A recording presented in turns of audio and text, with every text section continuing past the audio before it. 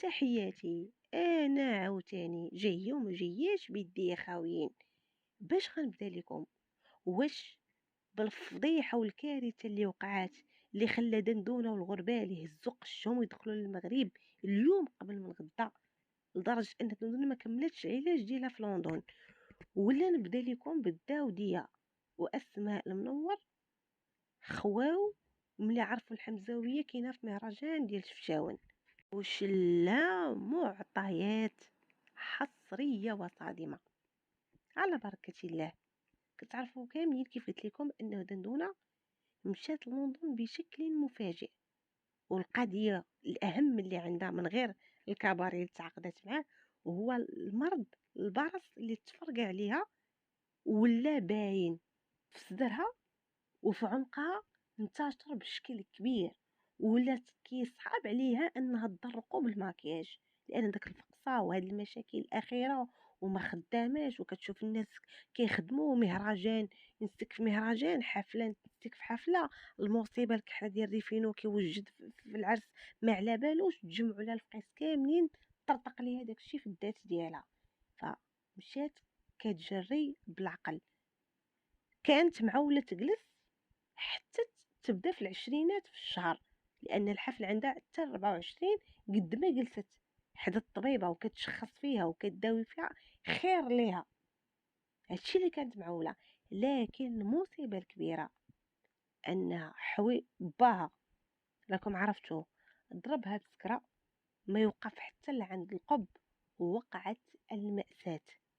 سخن ليه كويسات، سخن لعظامو، قاد المجاج، لوطوروت ما توقف حتى لعند القب، مع الحله ما عطاه جوج بونيات خلى الدم من نيفو دايز.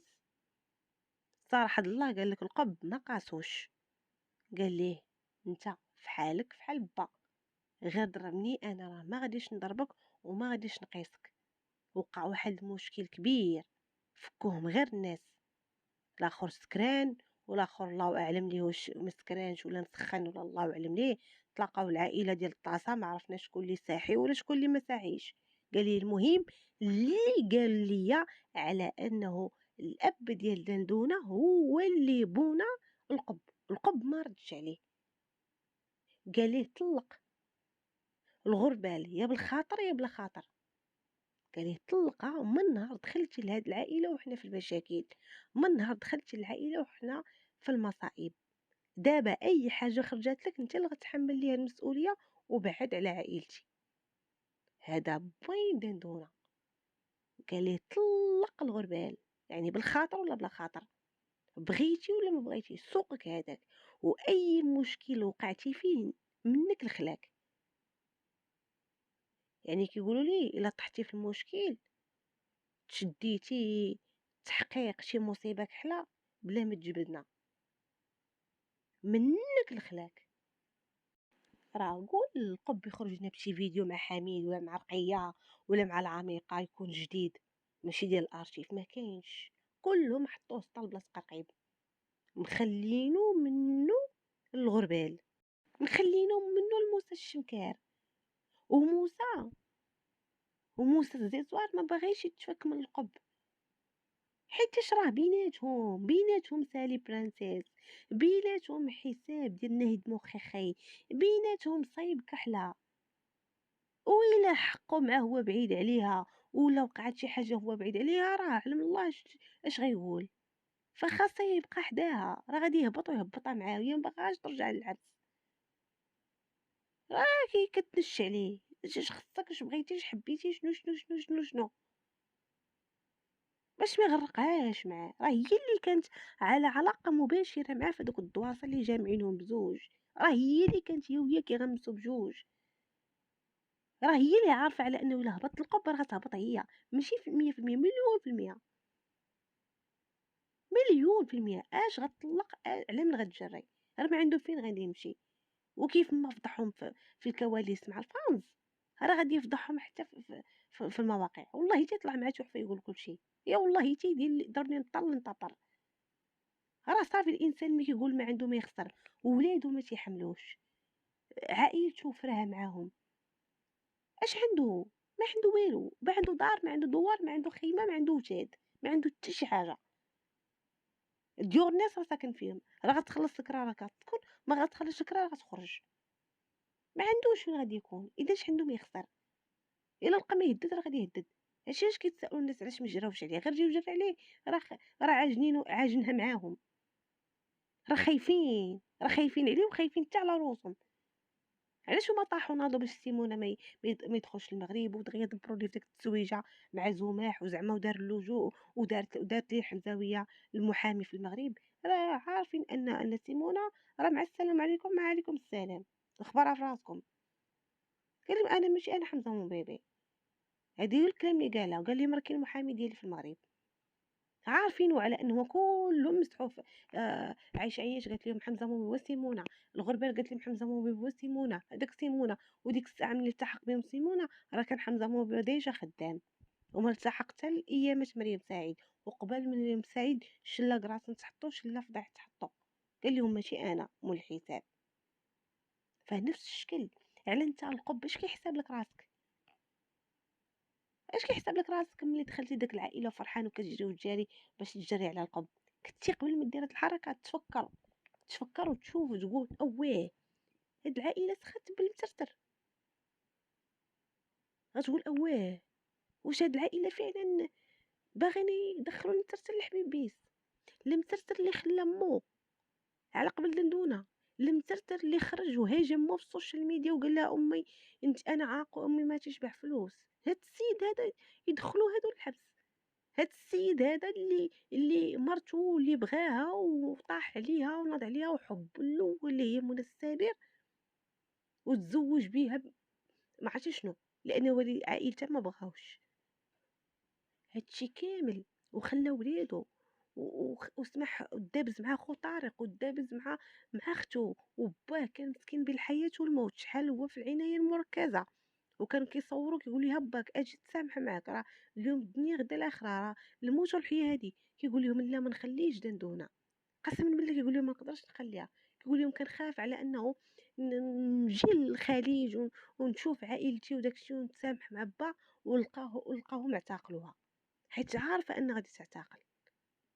ما دازاش في الوقيته فين كانت هي كتدخل وكتخرج للمحاكم ديما مع النقاد، ديما مسانده، غير باش انه يضرب السمعه ديال، ماشي هو ما عنده سمعه، ولكن معروف ابو حاله والعائله وداك الشيء، وداخل مع حمزاويه متورطه وخارج مع الحمزاويه متورطه.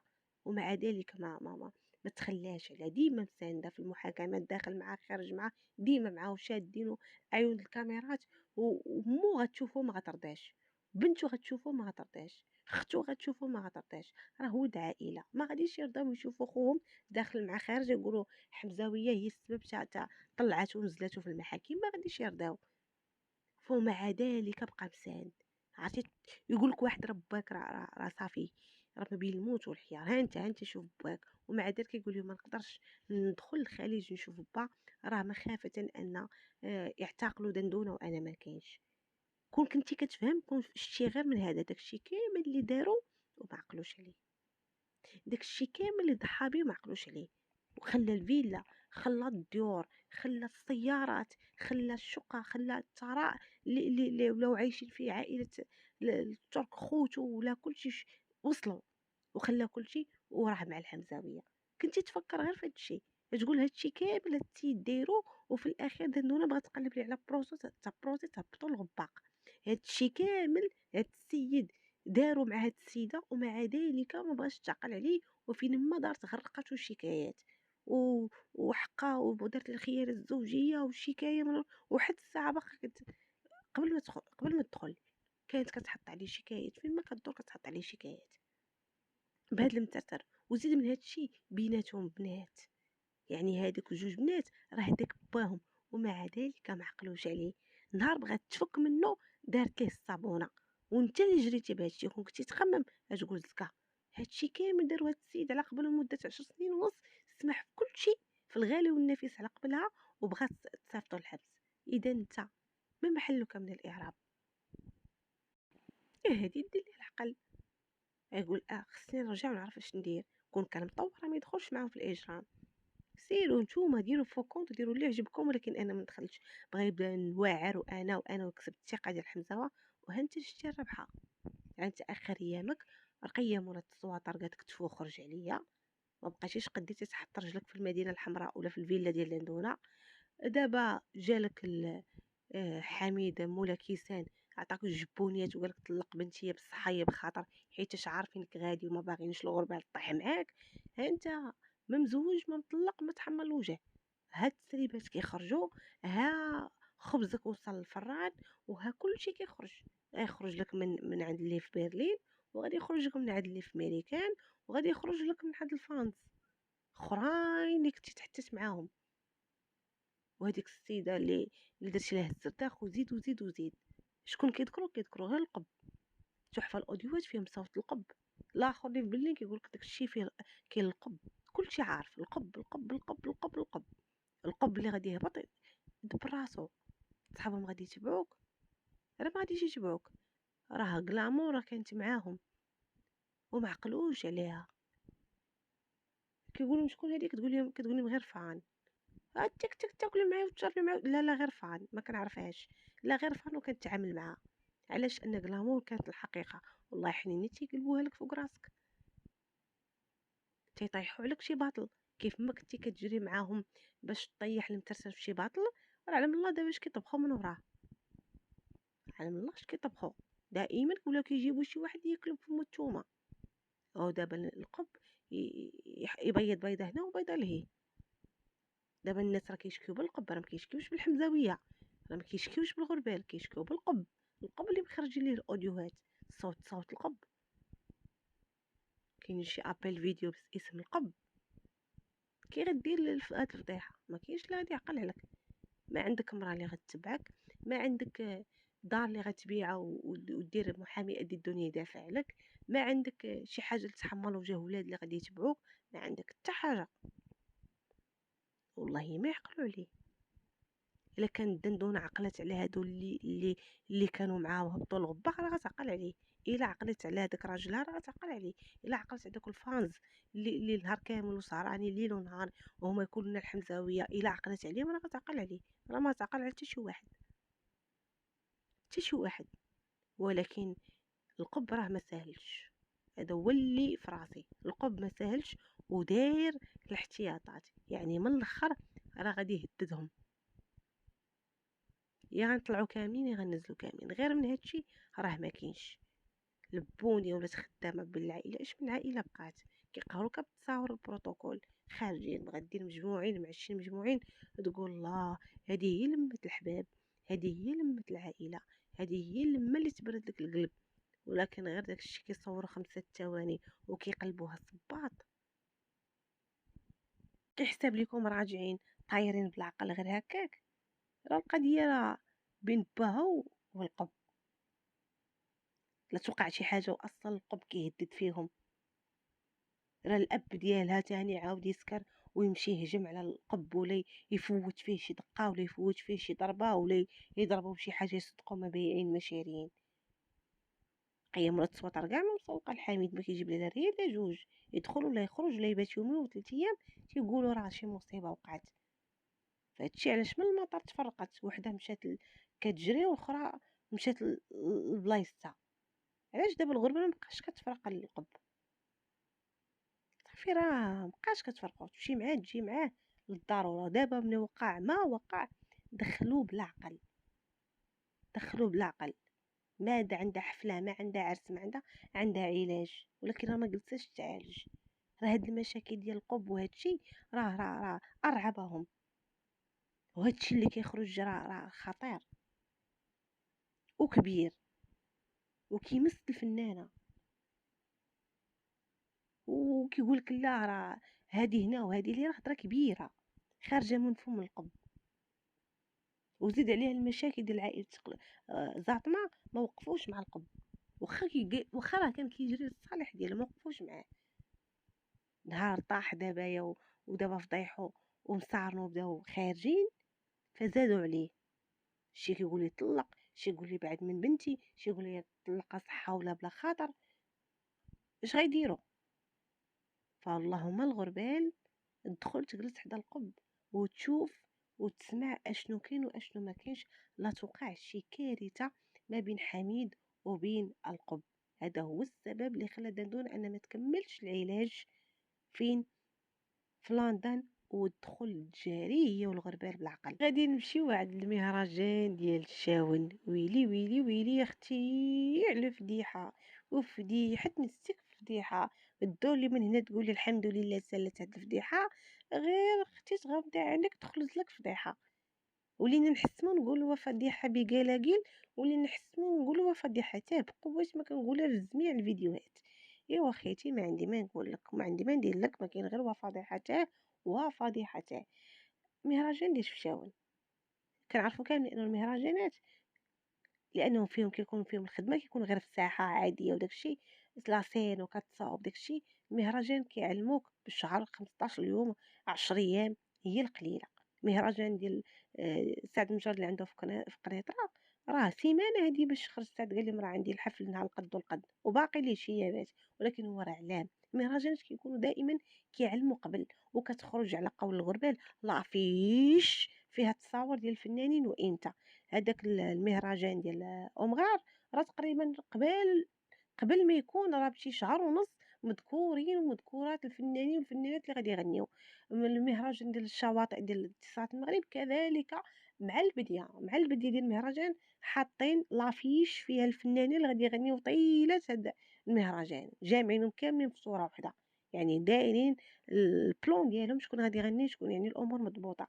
هاد الحفل ديال الشاون قصدوا أسماء المنور، وقصدوا الفنانة زينة الداودية، هما اللي كانوا غادي يكونوا في هذا المهرجان، وهما اللي مذكورين. باقي ما خرجتش لافيش في الاول وداك الشيء، لكن هما اللي مذكورين. وحده فيهم ما رصدتش معاهم، والاخرى قالت لهم ما جاياش لانه ما عندهاش على ما اظن شي التزامات بحال التواريخ متقاربه، وعندها شي حفل خارج ارض الوطن. فهاد زوج فنانات كل وحده فرحات بالاخرى. يعني زينة الداودية عجبها الحال انها مع اسماء، واسماء المنور حتى هي عجبها الحال انها تبارطاجي لاسين مع الفنانه زينة الداودية. حتى قرب الحفل ما بقات ليه والو، وشي واحد طلب على الحمزاويه وبغى يدخلها مع هاد الجوجات. باش نجيكم من الاخير، الحمزاويه شي حد طلب عليها، ولانها عيات ما تطلع مع المبتدئين والمبتدئات، فبغات شي حفل يكون فيه الفنانه، بغات شي حفل حتى هي تبان مع مثلا ستاتي، ولا تبان مع شي فنان كبير، زعما راه باقا شاده بلاصتها كفنانه صف اول بين قوسين.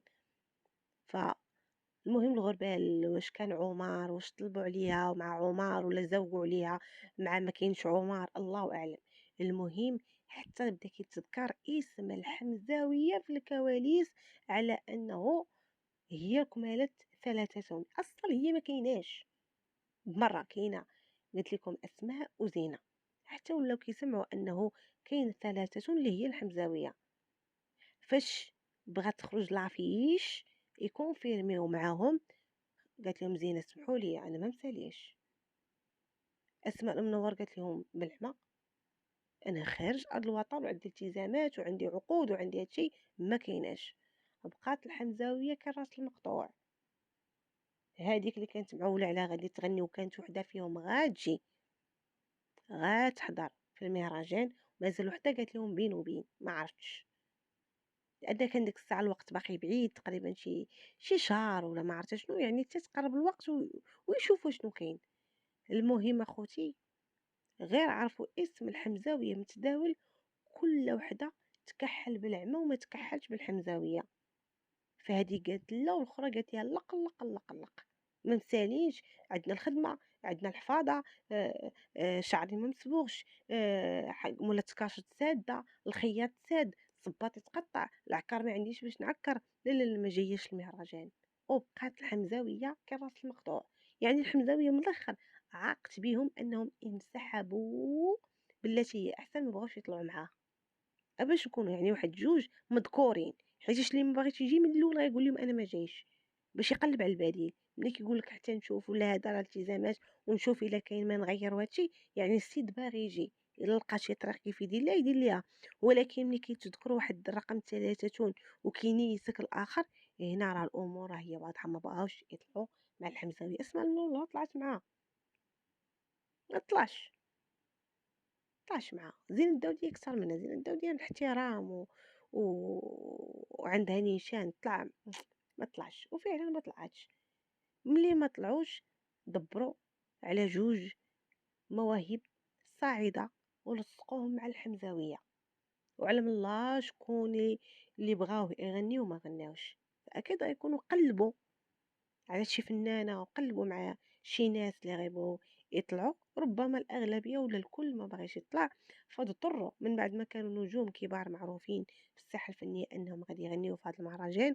إذا به هذا المهرجان غادي يتحول إلى ثلاثة ديال المغنيين ما معروفينش، والثالثة كانت معروفة ولكن ما بغات حتى شي واحد يطلع معاها من الأخير. أما بالنسبة للكاشي راه الأمور راه باينة. إلا جابوا زينة الداودية راه غادي يخلصوها خلاص ديال زينة الداودية. كلشي كيعرف ان الكاشي في المهرجانات ما كيكونش فيكس، ما عمرو كان فيكس. فرس وكيجيبوا طاهور ويجيبوا الساتي ويجيبوا سعيدة شرف، وكل واحد كيتخلص على حساب كل واحد كيطلع. كاين واحد اللي كيغني 10000 درهم الساعة تعريفة، جيبني عندك 10000 مرحبا، ما عندكش مرحبتين ما غاديش نغني. كاين اللي كيغني قل، كاين اللي يغني كتر، معروف. كل واحد والطريف ديالو. كاين اللي ما كيتشرطش، كيخدم مع الدراويش، كيخدم مع اللي عنده واللي ما عندوش، وكاين اللي يدير طريفه. فالمهرجانات كتختلف. جايبين ستاتي ما خلاصو ماشي بحال والد رحماني. والد رحماني تاني خلاصو ماشي بحال حاتم عمور. كل واحد والكاشي ديالو، كل واحد يضرب على جيبو. قبلتي مرحبا، جلستي معاهم اطاول بغيتي تنيغوسي مرحبا، عجبك راه غطلع، ما عجبكش ما غطلعش ما طلعش. وكاين تاني الفنانين ما عندهمش مشكل باغيين يطلعوا. وكنضرب المثال بالنسبه لسعيده شرف، كتقول انا الثمن ما كيهمنيش. قالت لهم انا عندي فين نجيب الفلوس، عندي العقارات، عندي سميتها. قالت لهم عندي الاعراس. قالت لهم بالنسبه للمهرجانات ما كنحكرش بزاف على الثمن. قالت لهم الجمهور ديالي عيطوا ليا بغاني نشط غنمشي نشط. الثمن هو اخر حاجه اللي كان يعني. الثمن ماشي شي عائق بالنسبه لي باش ما طلعش. يعني ما عنديش مشكل ديال الثمن، انهم يعطيوها ما يعطيوهاش ينقصوا لي، هذاك ماشي مشكل نغني. كاين تاني عاوتاني الداودي معروفه القضيه، هو ما كيتشطرش على الثمن، كنهضر على في المهرجانات. انت دابا الحمزاويه، دابا ابيناتنا. دابا انت كتوقعي راسك انك اذا طلعتي مع اسماء المنور ولا مع زينة الداوديه وحطوك الوسط ولا حطوك في الاخير، الكاشي ديالك غيكون بحال ديال اسماء المنور. اسماء المنور غادي يجيبوها بالشان والمرشان، وغيديروا لاسين تليق باسماء المنور. ما غاديش يجيبوا ليها شي ميكروفون كيصفر، ما غاديش يجيبوا ليها شي معدات واحد كيزغرت من هنا واحد كيزغرت من هيه والصوت كيتقطع. غادي يجيبوا ليها ماتريال وغادي يجيبوا لها كلشي يليق باسماء المنور. لان السيده خدامه وطلعات مسارح كبار وحضرات الحفلات كبار، اذا يجيبوا لها بزاف د الحوايج تليق باسماء المنور. كذلك حتى الكاشير غادي يحاولوا جاهدين انهم يلبيو ليها الثمن اللي بغات. الحمزاويه في هذا المهرجان ديال شاون راه قال لك حتى 4000 درهم صحيحه ما عندهاش، حتى 4000 درهم صحيحه ما عندهاش. علاش؟ لانه آه قالت لهم لوطيل، خلصوا عليها لوطيل ونقصوا ليها من الثمن. غيكملوا لها 5000 ولا 5 ولا 6000 درهم ولا 7000، خاصها تخلص لوطيل من جيبها. باش تعرفوا حاطينها مع شباب صاعد. شباب صاعد كيبغي غير الفرصه فين يبان، ما يعطوه والو، بغا فين يغني الناس ويتشهر وتكتب الاسم ديالو. راه الشاب الموهبه في مهرجان الترتلاني هو كيعطي باش يبان، راه ما على بالوش. وهي كذلك كيجيبوها دائما مع المواهب الصاعده. حمزاويه وما 4000 درهم مع لوطيل مالها مزيانه، كيخلصوك لوطيل فين ترقدي. الاكثر من هذا الشيء اللي هو الصدمه الكبيره، هو الناس ديال شاون مزلزلين مواقع التواصل الاجتماعي وخصوصا الجروبات ديال الفيسبوك. كيف ما طلع عندكم على أنه الناس ديال شاون يطالبون بإلغاء هذا المهرجان. قالك حنا عندنا مشاكل وحنا عندنا حرائق، وهاد الفلوس هاد اللي غدار بهم هاد المهرجان راه زايدين فينا. اما كيصحاب ليهم هما خلاص الحمزاويه راه خلاص حتى هو حكا ويحك القدام. كيصحابو خلاص الحمزاويه حتى هو مشطى وكتمشط الشعر. كيصحابو خلاص الحمزاويه شي مليار ولا شي 100 مليون، زعما طامعين ان داك الخلاص ديال الحمزاويه يديروا به شي حاجه. راه هو راه عارف ان الحمزاويه راه ما غادي يكفيهم الوالو. خلاص الحمزاويه يلاه يدير لهم واحد الشجره وجوج محابق ديال الحبق. اش غادي لهم خلاص الحمزاويه؟ داكشي كتير وكلشي. الحمزاويه جايه بقى الثمن، ولكن هما ما باغينش المهرجان. لان المهرجان من غير الحمزاويه راه كتكون ماتريال، كيكونوا الناس اللي غادي انستاليو داك لاسين، كتكون يعني الخدمه ديال اليد العامله والناس اللي خدامين، الناس ديال الموسيقى، الفرقه الموسيقيه. راه ما فيهاش غير الثمن ديال الحمزاويه، راه فيها الثمن ديال داكشي كامل وبشحال طالع وبشحال بشحال بشحال. فهما ما باغيينش. قالك حنا عندنا حرائق الراس اللي غادي يجي يتصنت لداك المهرجان ويتصنت للسباكاتاك لا اغاني. داك ما عندهمش الراس، بغاو داك المهرجان انه يتلغى. عرفتي الصفحات اللي تابعين الناس يعني كيهضروا على الشوال والمناطق وداك الشيء. قال لك كيرفضوا رفض تام من هذا المهرجان، ما باغينوش. المشكله باش عرفوا ان قدام النحس وقدام كحلين. راه هاد المهرجانات كيف قلت لكم راه 20 يوم هو متداول. وملي كان الاسم مذكور ديال الداوديه ولا ديال اسماء المنوره ما خرجش المطلب هذا. ما كاينش كاع، ما كيدورش. غير خرجت كميرة الحمزاويه في لافيش، حطوا داك لافيش نيشان ودايرين كيف ما طالع عندكم على انه كي الناس كيطالبوا على انه هذا الحفل اللي فيه الحمزاويه ما باغينوش وما فيهم يسمع ولا شي حاجه. ان داك الفلوس اللي غتخسر على داك الشيء دايزه فيهم، راه انهم كيعانيو من الحرائق. باش تعرفوا انها منبوذه ما باغيه حد. على الاقل يقول لك واخا ما تغنيش شي حاجه، غير يكون لقاء ليها مع الجمهور ديالها. ما باغيه حد. حاطين الصوره ديالك تتصل وتجول في المواقع. قالك ما باغينهاش، ما باغينهاش. فالحمزاويه فين ما مشات ما باغا حد. في المهرجان الاخير اللي حضرت فيه والسيده ما كايناش حتى في الكلاسمون. الداودي هو اللي تصدر اللائحه. الحمزاويه ما كايناش. شحال حضر الحمزاويه؟ 5 الناس، 6 الناس. ما يمكنش تكون غير في الصف العاشر. ما كايناش. لان المهرجانات راه كاين شحال من واحد عدد الحضور، شحال ديال الناس حضروا. لا حتى من الرقم القياسي في المهرجانات عندك هو الداودي. ما كنتكلمش على الحفلات وداكشي اللي كيخلصوه بحال الحفله ديال سعد مجرد ولا موازين، داكشي اللي مخلصين والناس لا. كنتكلم على داكشي اللي كيكون في الهواء الطلق وكيكون فابور. فالداودي هو اللي حطم الرقم القياسي. وكاين فنانه من وراهم على ما اظن سعيده هي الرابعه ولا الخامسه، والاسم ديال زاتما ما كاينش في القائمه، لا في الصف 70 ولا صف 100.